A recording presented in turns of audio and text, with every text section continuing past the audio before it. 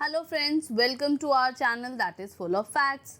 आज हम इंडिया के एक ऐसे स्टेट की बात करेंगे जो बहुत ही खूबसूरत है और जो यूथ के बीच में काफ़ी फेमस है। अगर हम बात करें यूथ कॉलेज की ट्रिप हो, स्कूल ट्रिप हो या कोई ऑफिस के ट्रिप हो, तो मैक्सिमम सभी अपने दोस्तों के साथ यहाँ जाने का प्लान बनाते हैं और ऐसे बहुत सारे मीम्स भी बनते हैं कि भाई वहाँ चल रहे हैं, चलो वहाँ का प्लान तो बनता ही कैंसिल होने के लिए है। तो हाँ, आप सभी समझ ही गए होंगे, हम बात कर रहे हैं गोवा की। गोवा हमारे भारत का सबसे छोटा राज्य है एरिया वाइज अगर हम देखें तो, बट इसकी इसी बहुत सारे इंटरेस्टिंग फैक्ट्स हैं जो आज हम इस वीडियो में ज़रूर शेयर करेंगे। तो चलिए देखते हैं कौन कौन से ऐसे इंपॉर्टेंट फैक्ट्स हैं, कौन कौन से ऐसे इंटरेस्टिंग फैक्ट्स हैं जो हमें पहले नहीं पता थे बट आज के बाद ज़रूर पता होंगे। अगर हम आपसे पूछें कि भारत में ऐसा कौन सा राज्य है जो 2 बार स्वतंत्रता दिवस मनाता है। वैसे तो आप सभी जानते हैं भारत का स्वतंत्रता दिवस 15 अगस्त को मनाया जाता है, लेकिन भारत का एक ऐसा राज्य है जो साल में 2 बार स्वतंत्रता दिवस मनाता है। जी हाँ, वो और कोई नहीं, गोवा है। गोवा में स्वतंत्रता दिवस साल में 2 बार मनाया जाता है, एक तो 15 अगस्त के दिन जो हम सभी मनाते हैं और एक 19 दिसंबर। 19 दिसंबर को ऐसा क्या हुआ था जो गोवा उसको ऐसा स्वतंत्रता दिवस के रूप में मनाता है। जब हमारा भारत देश अंग्रेजों से आज़ाद हुआ था, उस टाइम पर गोवा एक इकलौता राज्य ऐसा था जो अंग्रेजों से आज़ाद नहीं हुआ था। उस पर पोर्तुगीज़ यानी कि पुर्तगालीज़ का कब्ज़ा था और उन्होंने गोवा को छोड़ने के लिए मना कर दिया था। तो भारत को गोवा एक राज्य के रूप में नहीं मिला था। इसी को देखते हुए ऑपरेशन विजय चलाया गया 19 दिसंबर 1961 को, जहां पर थल सेना, वायु सेना, जल सेना तीनों ने पार्टिसिपेट किया और हमारे भारत को विजय दिलाई पुर्तगालियों से। हमारा जो गोवा एक राज्य है उसको फ्री किया, उसको फ्रीडम दिलाई, उसको स्वतंत्रता दिलाई पुर्तगालियों से। इसी वजह से यहाँ पर 2 बार स्वतंत्रता दिवस मनाया जाता है, जो कि है 15 अगस्त और 19 दिसंबर को। और यहाँ पर जो विजय ऑपरेशन था वो बहुत ही अच्छी तरीके से निभाया गया था, 36 घंटों तक निभाया गया था। और पुर्तगाली से आज़ाद होने के बाद 1987 में गोवा को भारत का एक राज्य होने का सम्मान या राज्य के लिए घोषित किया गया था। और आपको ये भी बता देते हैं, गोवा एक ऐसा राज्य है जहां पर 1961 से पहले जो भी पैदा हुआ था उसको दोहरी नागरिकता यानी कि सिटीजनशिप मिली है 2 कंट्री की, एक पोर्तुगीज़ की, पुर्तगालियों की और एक भारत की। उसके पास 2 नागरिकता है जो कोई भी 1961 से पहले गोवा में पैदा हुआ था।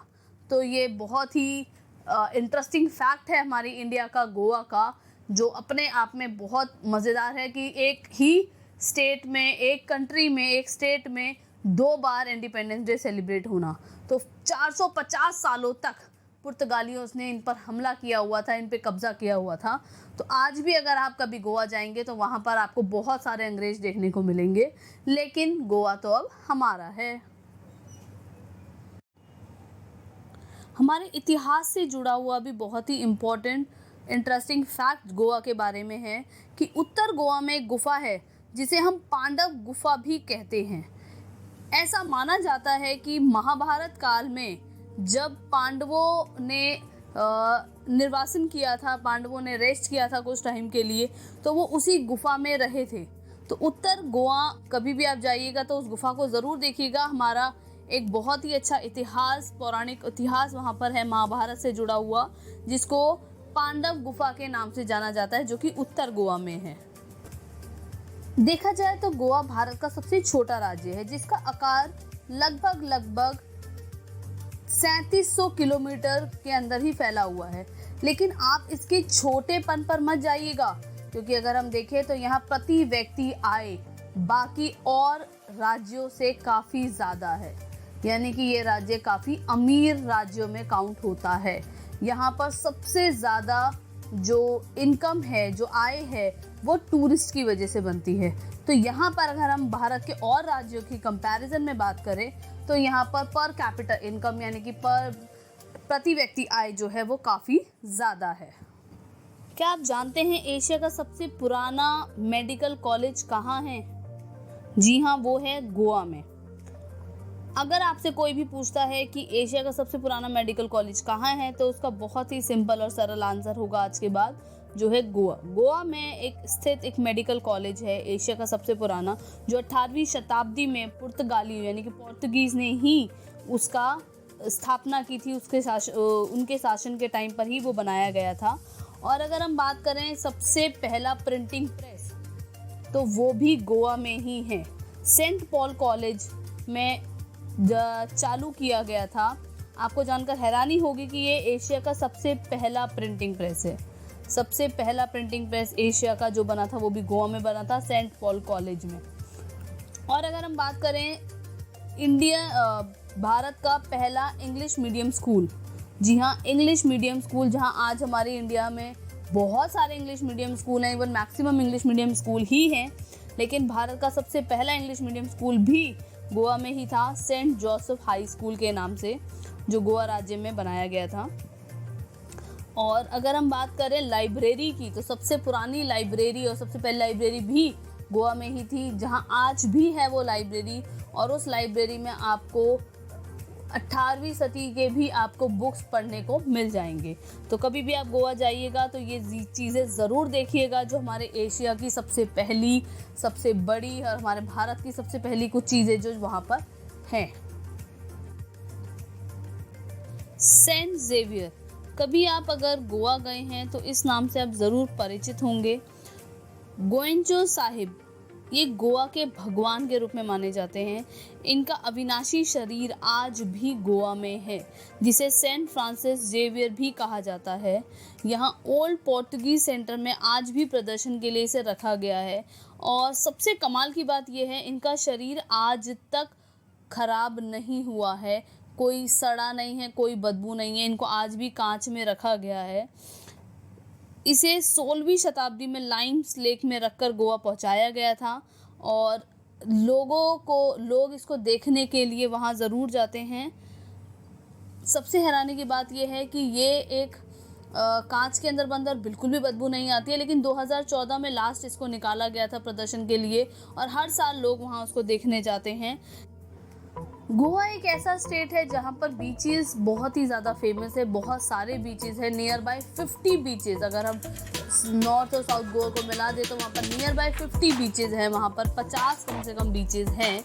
लेकिन ये एक अट्रैक्शन पॉइंट है टूरिस्ट के लिए, लेकिन इसी के साथ एक और अट्रैक्शन पॉइंट है कि वहाँ पर बहुत ज़्यादा शराबें भी हैं, बहुत ही डिफरेंट टाइप की, बहुत ही डिफरेंट वैरायटीज़ की वहाँ पर है। अप्रॉक्सीमेटली 8000 वहाँ पर दुकानें हैं, जो कि सभी गवर्नमेंट से ऑथराइज लाइसेंस्ड दुकानें हैं।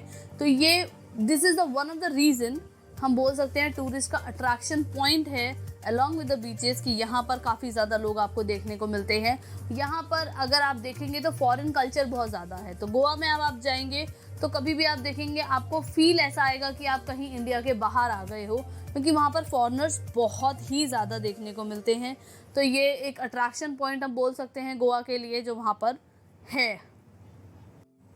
गोवा की अगर हम बात करें तो गोवा में वैसे तो पूरे साल भर ही सेलिब्रेशन का माहौल रहता है, लेकिन गोवा टूरिस्ट के लिए बहुत ही अट्रैक्शन वाला पॉइंट रहता है during the new year and Christmas time. Christmas और न्यू ईयर यहाँ पर काफ़ी अच्छे से मनाया जाता है और यहाँ पर टूरिस्ट की काफ़ी ज़्यादा जनसंख्या देखी जाती है। अगर आप कभी गोवा गए हैं तो गोवा में आपने नोटिस किया होगा कि वहाँ पर घर बहुत ही कलरफुल वे से पेंटेड हैं, बहुत ही डिफरेंट कलर्स के घर आपको दिखाई देंगे। वहाँ पर कोई नीला, कोई पीला, कोई लाल, बहुत ही ब्राइट कलर से वो अपने घरों को पेंट करके रखते हैं। और इसकी चमकदार और इसका अट्रैक्शन बहुत ही ज़्यादा हाइपर होता है during the time of Christmas and new year, क्योंकि यहाँ पर ज़्यादा क्रिश्चियनिटी को फॉलो किया जाता है, ईसाई धर्म को फॉलो किया जाता है। तो यहाँ पर क्रिसमस के टाइम पर बहुत ही ज़्यादा अट्रैक्शन रहता है। तो कभी भी आप गोवा जाइएगा तो एक बार ज़रूर इसके क्रिसमस और न्यू ईयर का वहाँ का लुत्फ ज़रूर उठाइएगा। कैसा लगा आपको हमारी इंडिया का सबसे छोटा राज्य गोवा? है ना खूबसूरत? इसकी खूबसूरती और भी बढ़ जाएगी जब आप वहाँ जाएंगे। तो इट्स नॉट कंपलसरी कि यूथ ही वहाँ जाएगा, किसी भी एज के ग्रुप वहाँ पर जा सकता है, बिकॉज इट्स वेरी ब्यूटीफुल। उसकी ब्यूटी देखने के लिए आप ज़रूर जाइएगा वहाँ पर। And hope do you like our video, do like, share, comment, and don't forget to subscribe our channel and press the bell icon. Thank you.